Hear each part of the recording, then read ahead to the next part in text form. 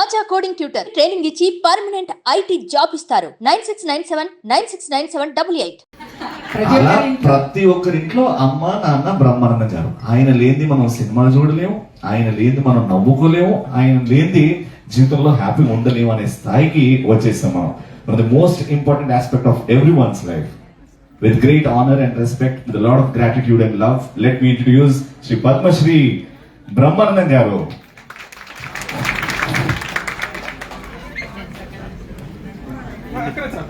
Okay sir. Sir podium తీసుకుంటారు sir. Cameras అన్ని ఉన్నాయి కదా, పోడియం జరిపించండి మిడిల్కి.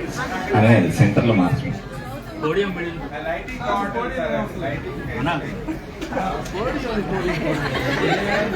ఎవరికి చెప్తుంది సార్ లైటింగ్ గురించి?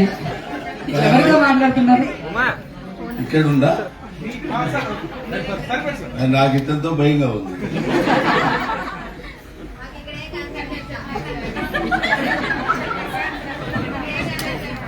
అటోళ్ళు కనపడతారు, మరి వాళ్ళని ఏం చేయమంటారు? ఇటోళ్ళు కనపడలేదు వీళ్ళు అంటారు, వాళ్ళకి కనపడడం పర్లేదు మాకు కనపడాలని వీళ్ళు అంటారు.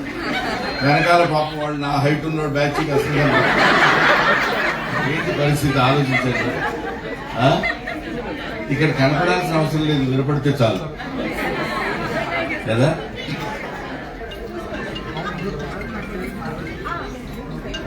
సభకి ఆసీనులైన ఢిల్లీ యూనివర్సిటీ ప్రొఫెసర్ గారు, మా అమ్మాయి రేణుదేశాయ్, శ్రీ రామచంద్ర యాదవ్, ఆయన గురించి నేను ప్రత్యేకంగా చెప్పాల్సిన పని లేదు. ఈ కార్యక్రమమే చెప్తుంది ఆయన గురించి.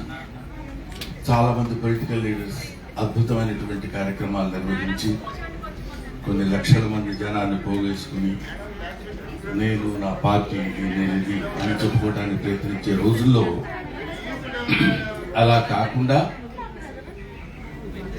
ఇటువంటి కార్యక్రమాలు చేయాలి, ఉపాధ్యాయుల్ని గౌరవించాలి. ఎంత మంచి మాట అండి! ఉపాధ్యాయుల్ని గౌరవించాలనే మాట విని ఎంతకాలం అయింది? ఉపాధ్యాయులకి అవార్డులు ఇవ్వాలి అనే ఆలోచన ఇచ్చిన మనుషులు ఎంతమంది ఉన్నారు? పైగా ఆ ఉపాధ్యాయులు ఏ సందర్భంలో పెట్టారంటే ఎక్కడో గబ్బక్కన కనపడ్డారు.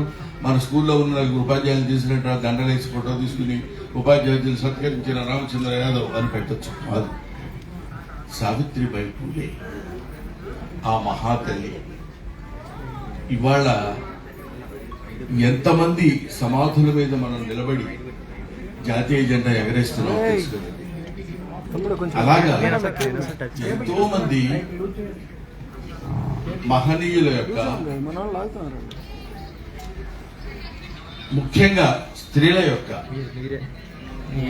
ఆశయాల మీద మనం బతుకుతూ, ఇందాక అమ్మాయి చెప్పింది, నేను వాళ్ళు ఇక్కడ నిలబడి మాట్లాడగలుగుతున్నానంటే that all credit goes to Savitribai Phule. ఎంత కష్టపడ్డారండి.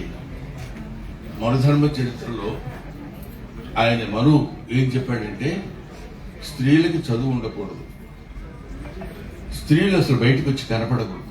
ఆల్మోస్ట్ ఇప్పటికే అవే కొంచెం ఫాలో అవుతున్నట్టున్నారు. స్త్రీలు చదువుకోకూడదు, స్త్రీలు బయటకు వచ్చి మాట్లాడకూడదు.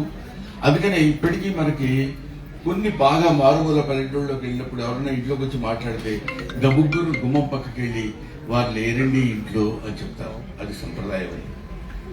అదే కాకుండా ఇంకా ఇంకా ఇంకా స్త్రీ చదువుకుంటే వేదాల్లో చెప్పబడింది ఏంటంటే వర్షాలు పడవు, కరువు కాటకాలు వస్తాయి. ఆ భయం కూడా పెట్టారు.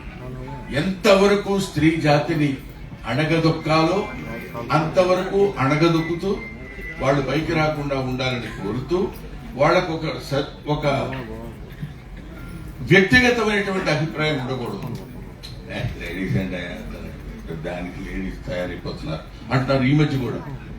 అదేంటి లేడీస్ మనుషులు కాదా, వాళ్ళు తయారవ్వకూడదా? అందుకని ఇంకా భయంకరమైనటువంటి ఆచారాలు కూడా చిన్నప్పుడు మాకంటే ముందు తరం వాళ్ళ దగ్గర సతీ సహగమనం, భర్త చచ్చిపోతే భార్య చిత్తులు తీసేవాళ్ళు. ఎందుకంటే మనకి కొన్ని అద్భుతమైనటువంటి ఆలోచనలు, మరి ఆ నమ్మకాలు అవన్నీ ఉండేవేమో. ఇప్పుడు ఆ నమ్మకాలు దేవుడి దయ వల్ల లేవు. లేకపోతే వీడితో పాటు వాడు, వాడితో పాటు వాళ్ళు మొత్తం అంతా ఎదురు దూకేసి వీడి ఆత్మ ఎటో వెళ్తుంది, ఆ ఆత్మతో పాటు ఈవిడు కూడా వెళ్ళిపోవాలి. ఇద్దరికి కొంచెం ఇబ్బందికరమైన పరిస్థితి అది. వీడి ఈ జన్మతో దీన్ని వదిలించుకుందామని వాడు అనుకుంటే కుదరదు, వీడి జన్మకి వీడు లేకుండా ఉంటాడనుకుంటే అది కుదరదు. ఇద్దరు మళ్ళీ అక్కడికి వెళ్ళినా సరే ఆ కర్మ ఇలా కాలింది ఏంటని అనుకునే స్థితి లేకుండా, ఇది ఇప్పుడు మనం చక్కగా చెప్పుకోవడానికి నవ్వుటానికి వీలుగా ఉంటుంది. కానీ ముప్పు పచ్చలారని ముద్దు బిడ్డలు, చిన్న పిల్లలు, ఆడపిల్లలు భర్త ఏదో కారణం చేత చచ్చిపోతే, ఆ రోజున ఇంకా బాల్య వివాహాలు ఉండేవి. చిన్నపిల్లల్ని తీసుకెళ్లి పెద్దవాళ్ళకి ఇచ్చి వివాహం చేయడం, అది ఎంత దుర్మార్గం ఒకసారి ఆలోచించండి. అందుకే కన్యాశుల్కంలో గురజాడ అప్పారావు చెప్తాడు, పుత్తడి బొమ్మ పూర్ణమ్మ అనే స్టోరీలో ఏం చెప్తాడంటే, మీరు జాగ్రత్తగా పరిశీలించండి. 10 ఏళ్ళు 9-10 ఏళ్ల పిల్ల పసికందు, దానికి ఏమీ తెలియదు. దాన్ని 60 ఏళ్ల 70 ఏళ్ల వాడితో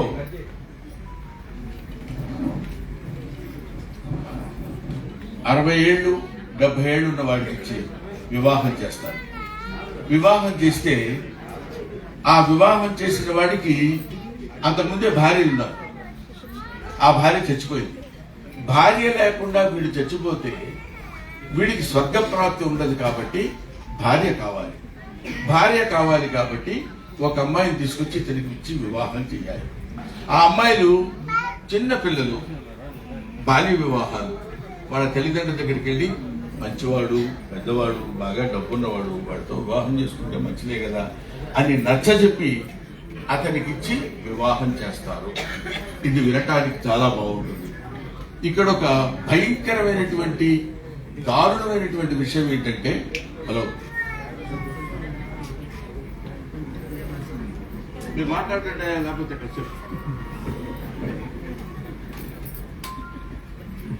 ఇక్కడ చాలా అర్థం చేసుకోవాల్సింది. హృదయ విదారకమైన విషయం చెప్తున్నప్పుడు ఫోటోలు ఎప్పుడైనా తీసుకోవచ్చు. ఒక ఫోటో మిస్ అయినా కూడా పర్వాలేదు. 70 ఏళ్ల వయోవృద్ధుడు గదిలో ఉన్నప్పుడు 9 ఏళ్ల ఆడపిల్లని అలంకరించి, దానికి శృంగారం తెలియదు, ముద్దు ముచ్చట తెలియదు, ఏమీ తెలియదు, అలంకరించి పూలు పెట్టి చీర కట్టి పాల గ్లాస్ చేతిలో ఇచ్చి ఆ గదిలోకి చూస్తారు వీళ్ళు. అది అక్కడ వెళ్తుంది. ఏం మాట్లాడాలో తెలియదు, ఆయనతో ఏం బిహేవ్ చేయాలో తెలియదు, ఎలా ప్రవర్తించాలో తెలియదు. ఆ దిక్కుమాల వాడి దగ్గరికి వెళ్ళి ఎవడు అక్కడ నిలబడితే వాడు ఏ రకమైనటువంటి ఆలోచన విధానంలో ఉంటాడో ఊహించండి. అమ్మల కన్నా అమ్మల్లారా విన్నారమ్మా ఈ కథని అంటాడు గురదాడు. అమ్మల కన్నా అమ్మ, అప్పటికే అసలు పెళ్ళి కాకముందే ఇంతకుముందు భార్యకి పిల్లలు ఉన్నారు, వాళ్ళు అమ్మ అని పిలుస్తారు ఈ పసిబిడ్డని. అమ్మల కన్నా అమ్మల్లారా విన్నారమ్మాయి. అలాంటి బాల్య వివాహాల్ని వ్యతిరేకించి, కాదయ్యా వాళ్ళని చదువుకోనివ్వండి, వాళ్ళతో స్వతంత్ర భావాన్ని తెచ్చిపెట్టండి అని ఫెమినిజానికి నడుము కట్టినటువంటి మన తెలుగులో చలంగారు లాంటి వాళ్ళు, కందుకూరి వీరేశలింగం లాంటి వాళ్ళు, చిలకమర్తి లక్ష్మీ నరసింహరావు లాంటి వాళ్ళు ఎంతో మంది త్యాగాలు చేసి స్త్రీ జనోద్ధరణకి, స్త్రీ మానసిక జనోద్ధరణకి ఉపయోగపడినటువంటి వాళ్ళు. ముఖ్యంగా ఆ తల్లి ఇందాకే నమస్కరిస్తుంటే ఆమె యొక్క సావిత్రిబాయి పూలే యొక్క నిజంగా షీ ఫీల్స్ ప్రౌడ్. ఆవిడ పూనాలో పుట్టింది, నేను పూనా అమ్మాయిని అని చెప్తాను.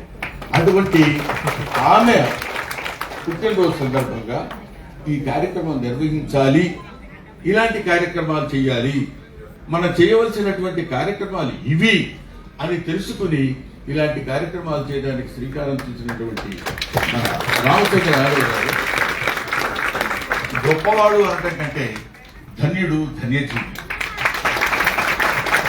మనకేమంటారంటే, మా నాన్న అనేవాడు మీ వయసు ఎంత అని అడిగితే 60 ఏళ్ళు 70 ఏళ్ళు 80 ఏళ్ళు అని చెప్తారా? అది కాదు వయసు. ఇలాంటి సత్కార్యక్రమాలకి, ఇలాంటి సదాలోచనలకి, ఇలాంటి మంచి పనులకి మనం ఎంత సమయాన్ని అయితే కేటాయిస్తామో ఆ సమయాన్నంతా కలుపుకుంటే అది నీ రియల్ ఏజ్. ఇవాళ ఈ కార్యక్రమం ద్వారా మనకంతో ఎంతో వయస్సు పెరిగింది. ఇలాంటి కార్యక్రమాల ద్వారానే పెరుగుతుంది. ఇటువంటి కార్యక్రమాలు నిర్వహించాలనేటువంటి ఆలోచన రావడం, ముఖ్యంగా బీసీలు, అదొకటి. ఎందుకు మరి ఆలోచన రాదో తెలియదు. భూగోళం అంతా ఒకటే. ఇక్కడున్నా, ఇంకో చోటున్నా, ఇంకో వాడలో ఉన్నా, ఇంకొక పేటలో ఉన్నా, వాళ్ళు వీళ్ళు వేరు వేరు కాదు. దేశమంటే మట్టి కాదు, ఈ దేశమంటే మనుషులు.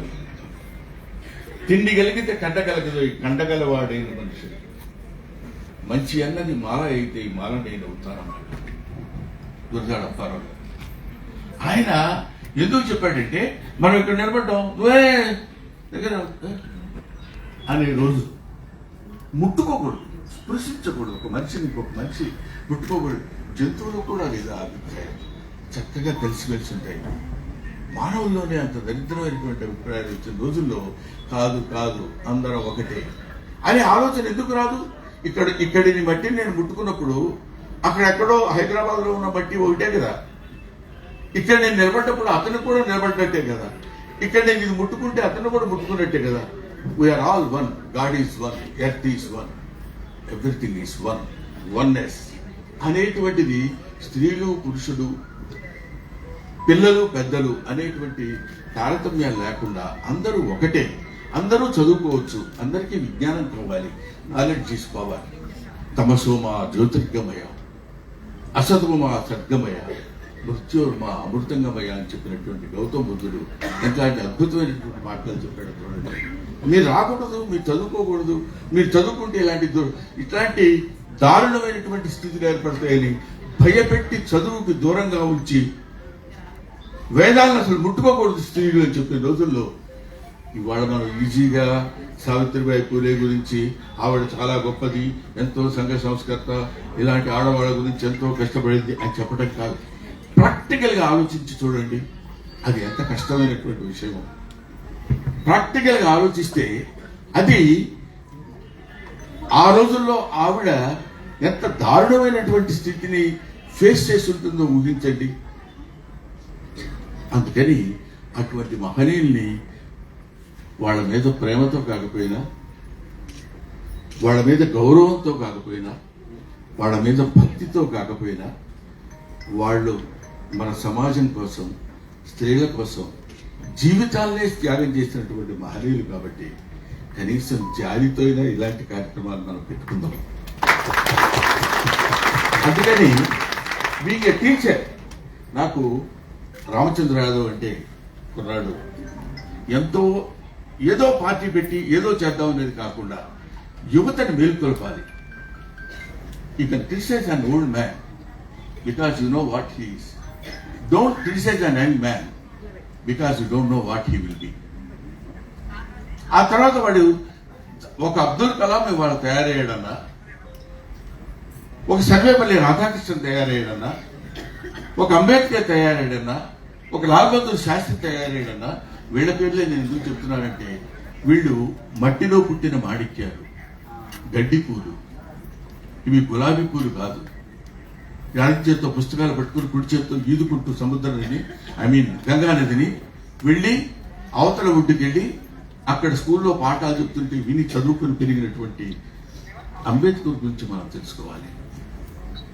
ఎంతమంది నడుం కట్టి ఇదిగో మాకు చదువు కావాలి, చదువు కావాలని చదువు కోసం పిచ్చి పిచ్చిగా తాపత్రయపడి చదువుకుని పైకొచ్చి ఇవాళ ఇంటి ముందు పేపర్ కట్టలు వేసి పాల ప్యాకెట్లు వేసినటువంటి అబ్దుల్ కలాం చచ్చిపోయే నాటికి తన నెల జీతం 4,000 చిల్లర ఉన్నటువంటి లాల్ బహదూర్ శాస్త్రి ప్రధానమంత్రిగా చేసినటువంటి ఇలాంటి నిజాయితీపరులు ఈ భారతదేశంలో పుట్టి పెరిగి ఎంతో సంఘ సేవలు, ఎంతో రకమైనటువంటి ఈ హ్యూమన్ కమ్యూనిటీ బాగుండాలని కోరుకునేటువంటి వాళ్ళు ఉన్నారు అని మనకి తెలియపరచడం కోసం అలాంటి సావిత్రిబాయి పూలే లాంటి మహాతల్లి పుట్టింది ఈ గడ్డ మీద.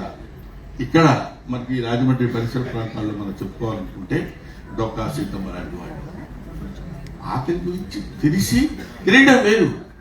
అబ్బా చాలా ఆకలిగా ఉందండి, పాపం సమయానికి ఇంత ముద్ద పెట్టాడు, కడుపు నిండిపోయింది అని అనుకోవడం వేరు. ఒకళ్ళకే ఇద్దరికే. అసలు ఒకళ్ళకి పెట్టడం ఏంటండి, అది ఎంత దారుణమైనటువంటి విషయం. ఎంత ఒకడికి పెట్టడం అనేటువంటిది ఎంత క్లిష్టతరమైన విషయం. మనకు కాదనుకో ఇంకొకటి పెట్టాలనుకోవడం. అందరూ అలా కూర్చుని బేద బిక్కి ఆకలితో అందరూ అన్నం తిని వెళ్ళిపోతుంటే ఆ మొహాల్లో కనపడేటువంటి సంతృప్తి పొందినటువంటి ధన్యజీవులు ఎంతో మంది ఉన్నారు. అందులో అందరూ ఇవాళ చదువుకుని టీచర్స్.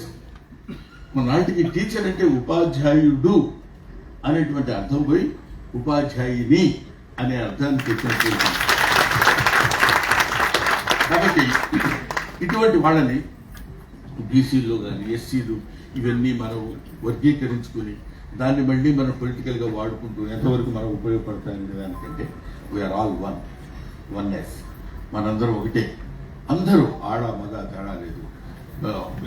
దీనిలో కూడా ఇంగ్లీష్ వేరు, తెలుగు వేరు, హిందీ వేరు, తమిళ్ వేరు, మలయాళం వేరు, ఇలాగా లేకపోతే రష్యన్ వేరు. సరస్వతీదేవిని ఇన్ని రకాలుగా ముక్కలు చేయక్కల.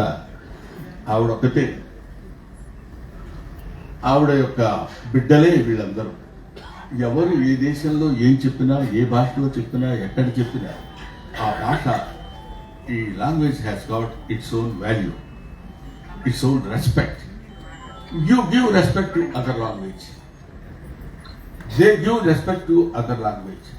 Mutual understanding, mutual approach is something better to the progress of our country, because India is not one country. India is the combination of 29 countries, 29 states.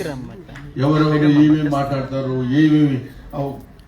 Madras అంటే వాళ్ళ ఆచార వ్యవహారాలు వేరుగా ఉంటాయి, కన్నడ ఆచార వ్యవహారాలు వేరుగా ఉంటాయి, కేరళ వాళ్ళు వేరుగా ఉంటారు. మన సౌత్ ఇండియాలోనే ఇన్ని ఆచార వ్యవహారాలు ఉన్నాయి. వీళ్ళందరూ ఎవరికి వాళ్ళు మేము వేరు అనుకున్నప్పుడు కాదు, మనం ఒకటే అని అనుకోగలిగినప్పుడు ఈ దాన్ని ఏమంటారు, ఒక అద్భుతమైనటువంటి విజయాన్ని మనం సాధించగలం. ఇలాంటి దారులు మనకి ఏర్పరిచినటువంటి మహనీయుల్ని మర్చిపోకుండా గుర్తు చేయడానికి ఇలాంటి కార్యక్రమాలు నిర్వహించాలి అనేటువంటి ఆలోచన. తనకి డబ్బు ఉంది, పరమేశ్వరుడు ధనాన్ని ఇచ్చినప్పుడు దాన్ని సరైనటువంటి మార్గంలో ఉపయోగించుకోవాలనే ఆలోచన కూడా రావటం అది తక్కువ మంది మాత్రమే వస్తుంది. అందులో నా మిత్రుడు రామచంద్ర యాదవ్ ఇలాంటి ఆలోచనలు కలగడం. ఆయన మాట్లాడుతున్నప్పుడు కూడా పెద్ద పొలిటికల్ లీడర్ లాగా పొలిటికల్ స్పీచ్ ఉండదు. When time occurs he will show what he is. అక్కడ he will be son to his mother, he will be father to his kids, and will be friend to friend. He will be enemy to enemy. Okay? కాబట్టి ఇటువంటి కార్యక్రమాలు నిర్వహిస్తున్న రామచంద్ర యాదవ్ గారు ఇంకా ఇంకా ఇంకా ఎన్నో మంచి కార్యక్రమాలు నిర్వహించి మనం మిమ్మల్ని ఎందుకు అంటున్నానంటే, ఇంతకుముందు నేను కూడా టీచర్నే కాబట్టి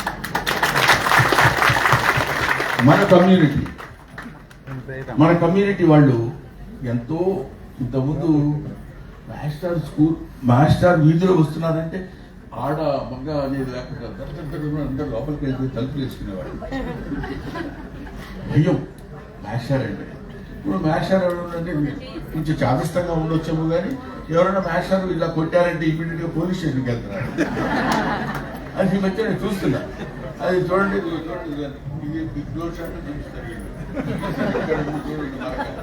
అందువల్ల అది వై హీ ఈస్ బీటింగ్, ఎందుకు కొడుతున్నాడు అంటానికి మీకు ఒక చిన్న జోక్ ఒకటి చెప్పేసి జోవియల్ గా ఉంటుంది. There is message in that, అందుకని చెప్తున్నాను. మేము చిన్నప్పుడు మా మాస్టర్ని గొడవ చేసేవాడు. మాస్టర్ని గొడవ చేయడం ఎవడు ఉంటాడు?